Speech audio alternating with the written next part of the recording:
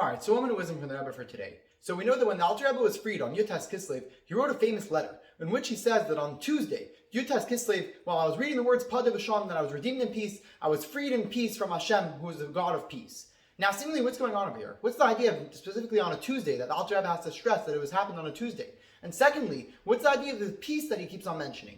So the explanation is that just like we know that right after the Alter Rebbe was freed from jail, Chassidus started to be spread to the world in a much greater way than ever before. This is like the idea of the giving of the Torah, which was able to be accomplished once the Torah was given, that Torah is able to be brought to the physical world. We know that when it came to the giving of the Torah, it says it happened in the third month from Nisan, as well as it was on the third day. The same is true over here by the revelation of Chassidus in the world, that it happened on the third day, a Tuesday, and happened in the third month from Tishrei.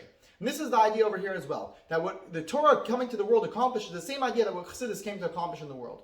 The Torah coming to the world accomplished that the heavens and earth were able to unite. As before, the spiritual was stuck in heaven, physical was stuck in the world, and they couldn't come together.